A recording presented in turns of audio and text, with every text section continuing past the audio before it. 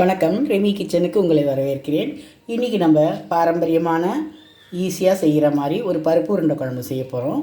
இது எல்லாருக்குமே பிடிக்கும். இது நம்ம முன்னாடி இருந்தே எல்லாருமே செய்கிறது தான். இதுக்கு ரொம்ப ஈஸியாக எல்லாருக்கும் பிடிச்ச மாதிரி செய்யலாம். இந்த பருப்பு உருண்டை குழம்புல 2 பெனிஃபிட் இருக்குது. ஒன்று என்னென்னா, ஈஸியாக செய்திடலாம். செய்தால் 2 நாள் வச்சு கூட சாப்பிட்லாம். அதே டைம் இதுக்கு தொட்டுக்க எதுவும் பொரியல் நமக்கு சைட் டிஷ் இல்லைனாலும் ஒரு அப்பளம் பொரிச்சு வச்சு சாப்பிட்டுக்கலாம், இல்லை அந்த உருண்டையை வச்சே சாப்பிட்டுக்கலாம். அதுக்காக இது 2 பெனிஃபிட் இருக்குது. இந்த குழம்பு வச்சா நாளைக்கு பழைய சாதத்துக்கு அப்படி கூட வச்சு சாப்பிட்லாம். நாளைக்கு குழம்பு வைக்காமல் அதை அட்ஜஸ்ட் பண்ணிக்கலாம். அந்த உருண்டையை மட்டும் தனியாக வச்சு கூட சைட் டிஷ்ஷாக சாப்பிட்டுக்கலாம். அதுக்காக தான் இது 2 பெனிஃபிட் இருக்குது சொன்னேன். கடலைப்பருப்பு உங்கள் வீட்டில் எவ்வளோ இருக்கோ, எவ்வளோ பேர் இருக்கீங்களோ, எவ்வளோ உருண்டை செய்ய போகிறோம் அதுக்கேற்ற மாதிரி போட்டுங்க. நான் சும்மா ஒரு அரை கிளாஸ் தான் போட்டிருக்கேன். தக்காளி அரைச்சி வச்சுருக்கேன், புளி கரைச்சி வச்சுருக்கேன், பூண்டு சோம்பு எல்லாம் நசுக்கி வச்சுருக்கேன், வெங்காயம், பச்சை மிளகா, வதக்கிறதுக்கு தக்காளி இதெல்லாம் போட்டு நம்ம செய்ய போகிறோம். இப்போ ஈஸியாக செய்கிறது எப்படின்னு பார்க்கலாம். இப்போ இதை அரைச்சி வச்சுருக்கிறது அப்படியே இருக்கட்டும். நம்ம இப்போது கடாய் சூடாகிட்டுருக்கு, கடாயில் சட்டி சூடாகிட்டுருக்கு. அதில் வேண்டிய எண்ணெயை விட்டுப்போம்.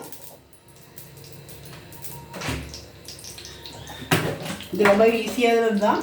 கொஞ்சம் எல்லாம் மெனக்கட்டு ரெடி பண்ணி வச்சுட்டிங்கன்னா ரொம்ப ஈஸியாக செய்திடலாம். இந்த கடுகு எண்ணெய் சூடாகும்போது கடுகு போட்டுக்கலாம். கடுகு வெடிக்கட்டும். கடுகு வெடிச்சிருச்சு. இப்போ நம்ம கொஞ்சம் வெந்தயம் போட்டுப்போம். வெந்தயத்தை குழம்புல நம்ம சேர்த்துக்கிறது ரொம்ப நல்லது. எல்லாத்துலேயுமே வெந்தயத்தோட வாசனை நல்லாயிருக்கும், உடம்புக்கும் நல்லது. கொஞ்சம் வெங்காயம் போட்டுப்போம். வெங்காயம் வெந்தயம் சீக்கிரமாக கரிஞ்சிடும். அதனால் சீக்கிரமாக நீங்கள் வெங்காயத்தை போட்டுடணும். இதை நல்லா வதக்கணும். வெங்காயம் வதங்க கொஞ்சம் டைம் எடுக்கும். ஸ்டவ்வை கொஞ்சம் ஹை ஃப்ளேம்லேயே வச்சுக்கோங்க. நான் சட்டியில் தான் செய்கிறேன். சில பாரம்பரியமான குழம்புங்கள்லாம் நம்ம சட்டியில் செய்யும்போது அது புளியோட ஊறி அந்த வாசனை நல்லாயிருக்கும். நான் உப்பு போட்டுக்கிறேன். நல்லா வதங்கட்டும். கொஞ்சம் வதங்கிடுச்சு. இப்போ நம்ம கொஞ்சம் மஞ்சள் பொடி போட்டுப்போம். குழம்புக்கு தேவையான மஞ்சள் பொடி போட்டுப்போம். 2 பச்சை மிளகாவை சும்மா அப்படி கீறி போட்டுப்போம்.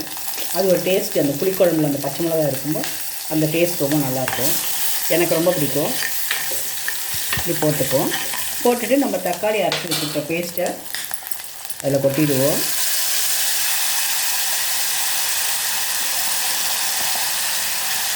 கொட்டிட்டு பச்சை வாசனை போகிற அளவுக்கு நல்லா வதக்கிடுவோம். நல்லா வதங்கணும். தக்காளியோட பச்சை வாசனை போகணும். கொஞ்சம் நேரம் கொதிக்கணும். அது வரைக்கும் வெயிட் பண்ணுவோம். தக்காளி சாறு நல்லா கொதிக்குது. இப்போ நம்ம கலருக்காக கொஞ்சோண்டு ப்ளைன் சில்லி பவுடர் போட்டுப்போம். அதையும் நல்லா கலக்கிப்போம். இது நல்லா காரசாரமாக இருக்கும் இந்த குழம்பு. கொஞ்சம் விட்டுட்டாலே நமக்கு நிறைய சாதம் சாப்பிட்லாம். இப்போ வேண்டிய அளவு நம்ம வீட்டில் அரைச்ச மிளகா பொடி போட்டுப்போம். நான் ஒரு 1.5 ஸ்பூன் போடுறேன். பச்சை மிளகா வேறு போட்டிருக்கோம் இல்லையா, அந்த காரம் இருக்குது. அதனால் 1.5 ஸ்பூன் தான் போடுறேன். ஒரு எலுமிச்சம்பழம் அளவுக்கு இருக்க புளியை நம்ம தண்ணி ஊற்றி கரைச்சி வச்சுருக்கோம். அந்த புளியை அதில் ஊற்றிடுவோம்.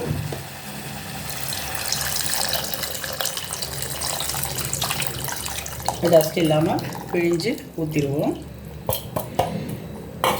இப்போ இது நல்லா கொதிக்கணும். கொதி வந்த அப்புறம் தான் நம்ம உருண்டையை பிடிச்சி போடணும். அது வரைக்கும் இது கொதிக்கணும். அது வரைக்கும் நம்ம வெயிட் பண்ணுவோம். ஒரு தட்டு போட்டு மூடி வச்சிட்டிங்கன்னா அது பாட்டு கொதிக்கும். இப்போ உப்பு சரியாக இருக்கான்னு பார்த்துப்போம். குழம்புக்கு உப்பு சரியாக இருக்குது. இனி உருண்டையில் கொஞ்சோண்டு உப்பு போடுவோம் இல்லையா, அப்போ சரியாயிடும். இப்போ இது கொதிக்கட்டும். கொதிக்கிற வரைக்கும் நம்ம மூடி வச்சுருவோம்.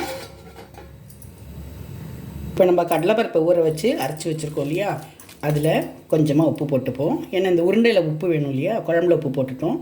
இதில் கொஞ்சமாக உப்பு போட்டுப்போம். அப்புறம் வெங்காயம் பொடியாக நறுக்குனது, பூண்டு நசுக்குனது, சோம்பு, இதை போட்டு நம்ம உருண்டை பிடிச்சிப்போம். நல்லா மிக்ஸ் பண்ணிவிட்டு உருண்டை பிடிக்கணும்.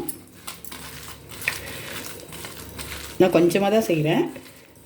உங்களுக்கு வீட்டில் நிறைய வேணும்னா இன்னும் கொஞ்சம், நான் ஒரு அரை கிளாஸ் 3/4 கிளாஸ் அளவு தான் பருப்பு எடுத்துருக்கேன். நீங்கள் 1 கிளாஸ் 1.5 கிளாஸ் எடுத்திங்கன்னா கொஞ்சம் அதிகமாக வரும். எல்லாமே கொஞ்சம் அளவு கொஞ்சம் அதிகம் பண்ணிக்கிட்டிங்கன்னா இன்னும் கொஞ்சம் அதிகமாக செய்யலாம். இது நல்லா இது மிக்ஸ் பண்ணிக்கலாம். உப்பு எல்லா இடத்துலையும் வரணும் இல்லையா. பண்ணிவிட்டு நம்ம சின்னதாக உருண்டை பிடிச்சிப்போம். ரொம்ப பெருசாக வேண்டாம். சின்ன உருண்டையாக பிடிச்சோன்னா அது நமக்கு சீக்கிரமாக வெந்துடும்.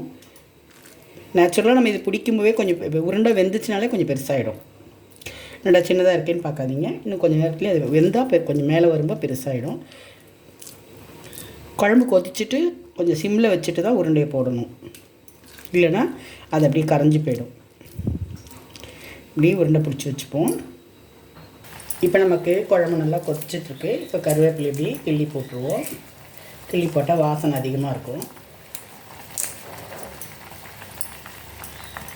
போட்டுட்டு இப்போ குழம்பு கொதிச்சிச்சு இல்லையா, நம்ம இந்த உருண்டையை சும்மா கொஞ்சம் கொஞ்சமாக ரெண்டு உருண்டையாக போடுவோம். சிம்மில் வச்சுட்டேன் ஸ்டவ்வை. உருண்டை கீழே போயிட்டு மேலே வரும். மொத்தமாக போட்டுறக்கூடாது.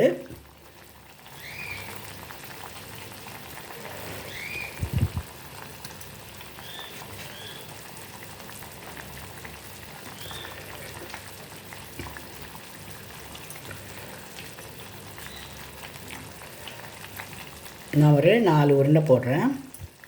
இந்த 4 உருண்டை கொஞ்சம் நேரம் ஆகட்டும், அதுக்கப்புறமா மீதி போடலாம். உருண்டையெல்லாம் வெந்து பாருங்கள், மேலே வந்திருக்கு. இப்போ நல்லா வெந்துடுச்சுன்னு அர்த்தம். இந்த நம்ம ஸ்டவ்வை ஆஃப் பண்ண வேண்டாம். இந்த சிம்மிலேயே வச்சுருந்தீங்கன்னா இந்த சட்டிக்கே ஒரு சூடு இருக்கும், அந்த சூடுலேயே அது இன்னும் வெந்துடும். இப்போ நம்ம வடகத்தை வறுத்து மேலே போட்டுருவோம்.